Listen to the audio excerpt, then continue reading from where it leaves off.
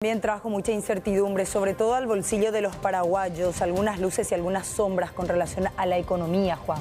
Exactamente, Mercedes. ¿Y con qué escenario se encontró el gobierno de Mario Abdo Benítez, principalmente en el tema económico? Vamos a destacar temas positivos y negativos. En lo positivo se destaca que Paraguay es admirado a nivel regional por su política macroeconómica, que hace que el país tenga un crecimiento muy importante. Ahora bien, la gente se pregunta cómo eso me afecta a mí en el bolsillo, porque finalmente hay muchas quejas de la inflación, de que todo cuesta más caro y una serie de otros elementos. Otro elemento a favor, podemos hablar del orden de la política fiscal y una cierta reducción de los niveles de pobreza. Pobreza a nivel macro y a nivel de porcentajes, porque en otros sectores la pobreza se incrementó, decían los principales analistas.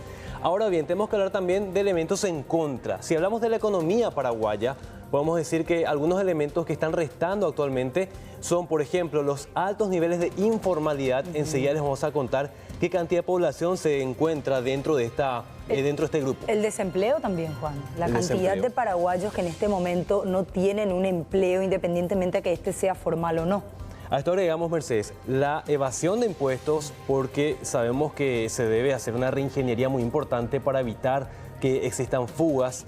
Y también otro tema muy importante, dependemos del agro y de la ganadería, el impacto climático en nuestro país, es decir, la tremenda sequía de la última temporada. Ahora estamos en recuperación, pero probablemente nos va a tomar todavía mucho tiempo lograr salir a flote en cuanto a la agricultura y la ganadería.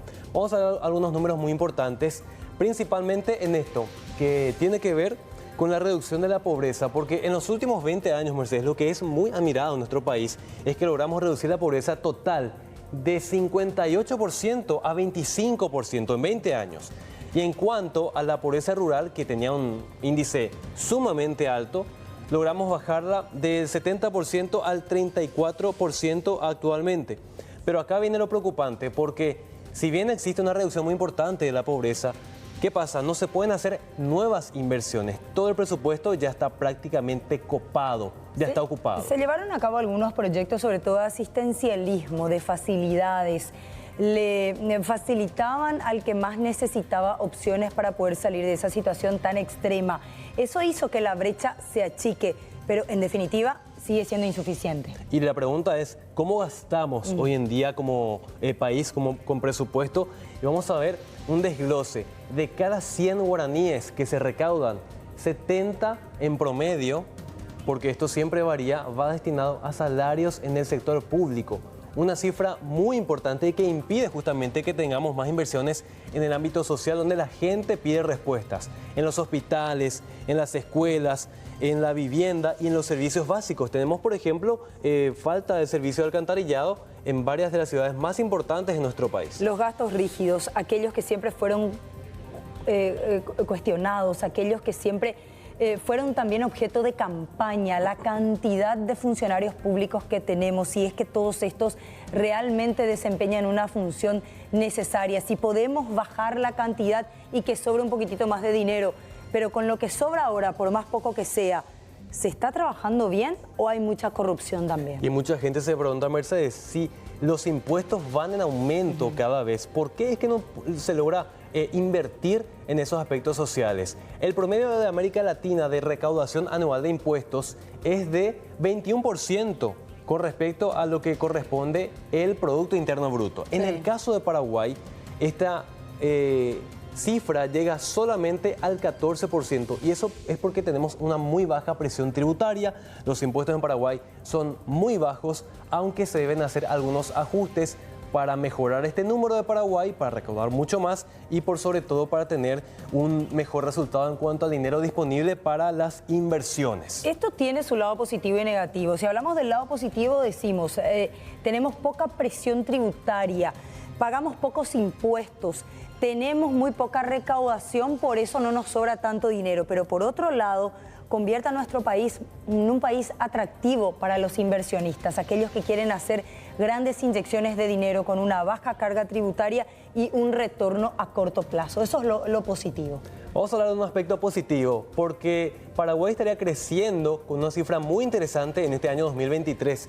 Estamos hablando de 4,5%, incluso a principios de año Esto se llegó a elevar un poco más, incluso superando el 5%, un reajuste bajó esto al 4,5%, pero incluso podríamos terminar el 2023 con mejores índices. Si todo va bien, esto llegaría al bolsillo de la gente dentro de muy poco, pero fíjense, 4,5% es el nivel. ¿Cómo se logra esto?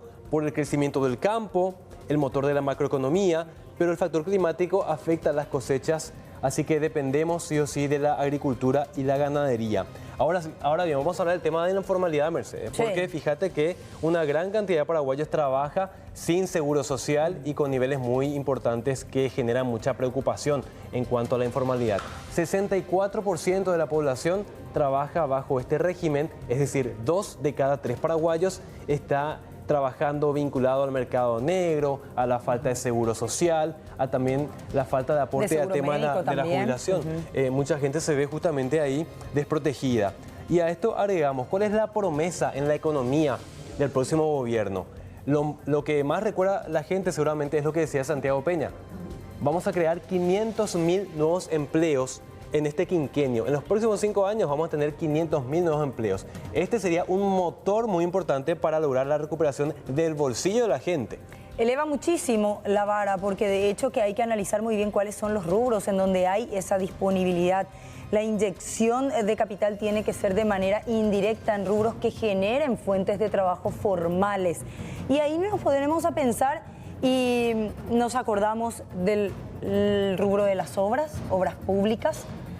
Hablamos también de modernización en muchos sistemas, en la implementación de tecnología, teniendo en cuenta la cantidad de gente joven que está buscando trabajo y que de hecho tiene una preferencia por trabajo en tecnología, porque esto realmente es muy ambicioso. 500.000 puestos de trabajo es una vara muy alta.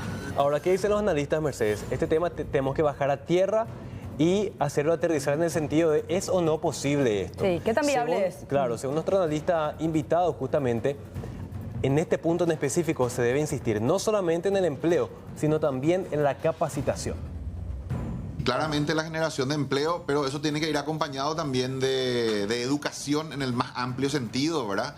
Que debe incluir también la capacitación, ¿verdad? Muchas veces vemos en el mercado laboral de que la demanda no encuentra oferta. O sea, que me consta eso por mi actividad de consultor, hablando a veces, no sé, con empresas de maquila que vienen de Brasil y dice, bueno, queremos contratar, pero no hay técnicos, ¿verdad? Con una formación mínima que puedan rápidamente incorporarse a esos empleos. Entonces, todo el esfuerzo de atracción de inversiones, de creación de condiciones, de lograr, digamos, que empresas que vengan, tiene que ir acompañado también de una educación, de una capacitación, de tal manera que nuestra fuerza laboral esté preparada para poder ocupar esos empleos que se van generando. Ahí creo que también hay un reto importante, ¿verdad?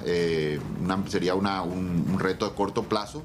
Y el de largo plazo es la educación tradicional, por decirlo así, una buena educación en las escuelas, el colegio, también los oficios, que también creo que hoy día representan una muy buena oportunidad para que, bueno, en el largo plazo, inclusive esos empleos que hoy estamos generando vayan subiendo de calidad, la gente pueda realizar trabajos mejor remunerados, lo que llamamos empleo de calidad, y que de esa manera entonces la productividad y también los ingresos medios de las personas vayan subiendo. En tanto y en cuanto la educación sea de baja calidad en nuestro país, incluso aunque vengan empresas no vamos a poder aprovechar. De todas maneras, Juan, lo que más necesita el paraguayo es un trabajo constante y un trabajo que sea formal. Porque si trabajamos de manera inconstante, la famosa changa, tarde o temprano terminamos en la pobreza. Y hablando de pobreza, Mercedes, ¿cuál es el índice que debe mejorar Santiago Peña urgentemente con sus políticas macroeconómicas y microeconómicas también? Una persona, si llega a ganar menos de 825.000 guaraníes por mes, por persona, se considera dentro de la línea de la pobreza. Pero fíjense un dato, hace poco se publicaba el informe de la pobreza multidimensional y fíjense, 1.200.000 personas perciben por encima de esos 825.000, pero se encuentran con múltiples necesidades todavía. En cuanto a la casa, el equipamiento, la forma en que prepara la comida, el acceso a los alimentos, el acceso a la educación, a los servicios básicos de salud. Si bien gana un poco más Claro, de este igual dinero, no alcanza. igual no alcanza Sí. y se debe someter justamente a los servicios básicos del Estado que hoy en día están todavía en muchas carencias. Son los principales desafíos de Santiago Peña en lo económico. Él es visto como un tecnócrata a nivel internacional, así que todo el mundo espera que su expertise en economía se traduzca en buenos números en cuanto a su gobierno. Gracias, Juan.